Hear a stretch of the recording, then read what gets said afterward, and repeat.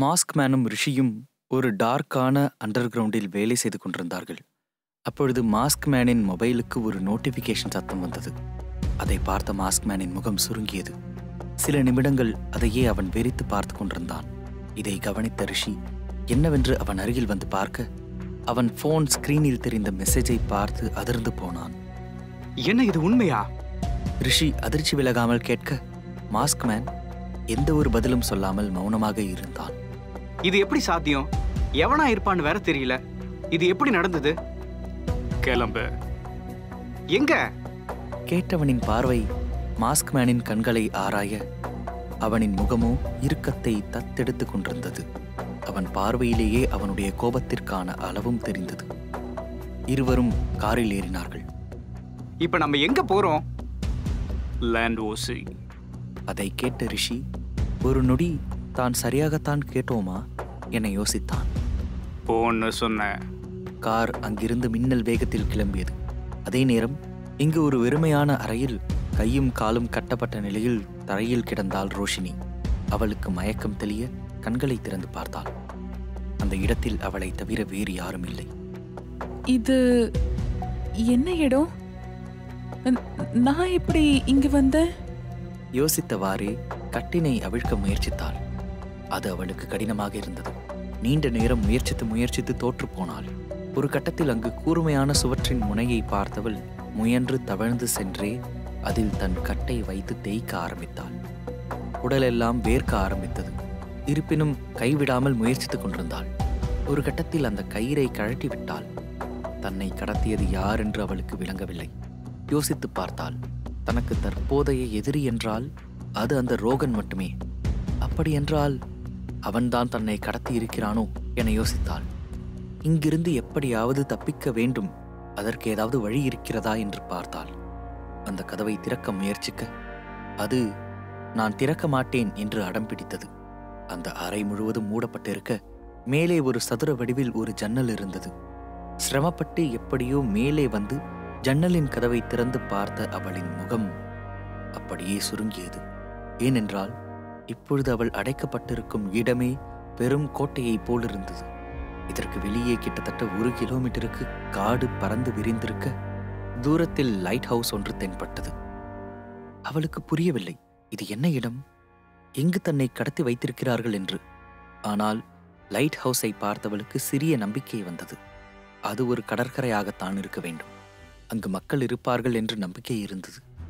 இங்கிருந்து தப்பிக்க இந்த ஜன்னல் தான் ஒரே வழி என்று அறிந்தவள் கடத்தல்காரர்கள் கட்டி வைத்திருந்த கயிற்றோடு தன்னுடைய துப்பட்டாவையும் இறுக்கி கட்டினாள். பின் ஜன்னலில் கட்டி அதை பிடித்து கொண்டு அங்கிருந்து இறங்க ஆரம்பித்தாள்.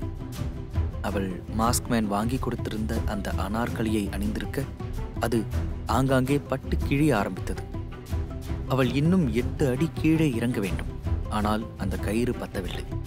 என்ன செய்வது என்று யோசித்தவள் சட்டென்று அப்படியே குதித்து விட்டாள். குதித்ததில் அவளின் கையிலும் முட்டியிலும் காயம் ஏற்பட்டது. அம்மா! இதை ஒருவன் எதிர்ச்சியாக பார்த்து விட்டான். டேய், அவ இங்க இருந்து தப்பிச்சு போறாடா, சீக்கிரம் வாங்க. அவன் அப்படி சத்தம் போடவும் ரோஷினிக்கு தூக்கி வாரி போட்டது. கீழே விழுந்ததில் காயம் ஏற்பட்டாலும் இப்பொழுது அவளுக்கு நிற்க நேரமில்லை. அங்கிருந்து ஓட ஆரம்பித்தாள். அவளை 4-5 பேர் துரத்த ஆரம்பித்தார்கள். ரோஷினி அந்த பெரிய கோட்டையின் நுழைவாயிலை நோக்கி ஓட அங்கு இருந்த அனைவருமே அவளை துரத்த ஆரம்பித்தார்கள். கேட் அருகில் இருவர் நின்று அவளை தடுக்க முயற்சிக்க சட்டென்று தன் கைக்கு கிடைத்த செங்கலால் ஓங்கி அவர்களின் மண்டையிலேயே அடித்தாள். ரத்தம் வழிந்தபடி கீழே விழுந்தார்கள் இருவரும். எங்கு செல்கிறோம் என்று தெரியாமல் அந்த காட்டுப்பாதைக்குள் ஓடினாள். ஓடிக்கொண்டிருக்கும் போது கல் தடுக்கி பொத்தென்று தரையில் விழுந்தாள். ஏற்கனவே அடிபட்டிருந்த கையிலும் காலிலும் மேலும் அடிபட்டு ரத்தம் அதிகமாக கசிந்தது. அவளின் மஞ்சள் நிற அனார்கலி ஆடை ஆங்காங்கே கிழிந்து இரத்தக்கரைகள் தென்பட்டன. அப்பா, அம்மா, வலிக்குதே, ஐயோ! இல்ல ரோஷினி, நீ இந்த ரோஹன் கிட்ட மாட்டிக்கவே கூடாது. தனக்கு தானே பேசியவள் வரவழைத்த தைரியத்துடன் மீண்டும் எழுந்து ஓட ஆரம்பித்தாள். இங்கு மாஸ்க் மேனும் ரிஷியும் நேராக ஒரு அறைக்குள் நுழைந்தார்கள். அந்த அறையின் சுவற்றில் பல வகையான துப்பாக்கிகள் ஆங்காங்கே மாட்டப்பட்டிருந்தது. யாரோ வருவது போல் காலடி சத்தம் கேட்க அங்கே இருந்த பாடிகார்ட்ஸ் கையில் வைத்திருந்த துப்பாக்கியை லோட் செய்து ரெடியாக இருந்தார்கள். ஆனால் உள்ளே வந்த மாஸ்க்மேன் மற்றும் ரிஷியை பார்த்தவுடனே அமைதியானார்கள். மாஸ்க்மேன் அவர்கள் அனைவரையும் முறைத்து பார்த்தான். அவனின் பார்வையே அவனின் கோபத்தின் அளவை சொன்னது. இன்னும் சிறிது நேரம் இப்படியே சென்றால் இங்கு என்ன வேண்டுமானாலும் நிகழலாம். என்ன ஆரி, இந்த பக்கம் வந்திருக்க? ஒரு கம்பீரமான 50 வயது மிக்க ஒரு ஆணின் குரல் அவ்வறையில் எதிரொலித்தது. ரிஷி சத்தம் வந்த திசையில் பார்க்க புகைப்பிடித்தபடி யாரும் அசைக்க முடியாத கம்பீரமாய் நின்றிருந்தார் அவர். அவரை பார்த்தவுடனே ரிஷியின் உதடுகள், சீஃப், அவ எங்க? அவ மேல அவ்வளவு அக்கறையா? அவ எங்கன்னு கேட்டேன். உன்னோட லைஃப்ல ஒரு பொண்ணு வந்தான்னு கேள்விப்பட்டேன். அவளை பார்க்கணும்னு தோணுச்சு, அதான் தூக்கிட்டு வர சொன்னேன். கவலைப்படாத, அவ இப்போ பத்திரமா தான் இருக்கா. பத்திரமாக இருக்கிறாள் என்று அவர் சொல்லும் ரோஷினி ஏற்கனவே அங்கிருந்து தப்பித்து ஓடிக்கொண்டிருக்கிறாள் என்பதை இவர்கள் அறியவில்லை.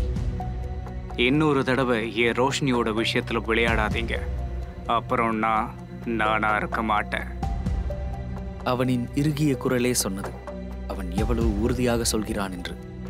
மாஸ்க் மேனின் எதிரே நின்று இவ்வளவு கேஷுவலாக பேசும் மனிதன் வேறு யாருமல்ல, அவனின் அங்கிள். சிறு வயதிலிருந்து அவர்தான் இவனை தன் மகன் போல வளர்த்தார். அப்படி இருக்க மாஸ்க் மேனுக்கு பிடித்த பெண்ணை பார்க்க வேண்டும் என்று இந்த கடத்தல் அரங்கேறியது. இங்கு ரோகனின் ஆட்களுக்குத்தான் தலை வெடிப்பது போல் இருந்தது. பாஸ், அந்த பொண்ணை தூக்கலாம்னு இருக்கும்போது அதுக்குள்ள இன்னொரு வேன்ல வந்து யாரோ தூக்கிட்டு போயிட்டாங்க. என்னடா உளறிட்டு இருக்கீங்க? ஆமாம் பாஸ், நாங்க ரொம்ப நேரமா அந்த வேனை ஃபாலோ பண்ணோம். ஆனா ஒரு கட்டத்துல அதை மிஸ் பண்ணிட்டோம். அறிவு கெட்டவங்களா, உங்களால ஒரு வேலையை கூட உருப்படியா பண்ண முடியாதா? ஏய் ரோஷினி, என்கிட்ட இருந்து தப்பிச்சிட்டு மட்டும் நினைக்காத. நான் நிச்சயமா உன்னை சும்மா விட மாட்டேன்.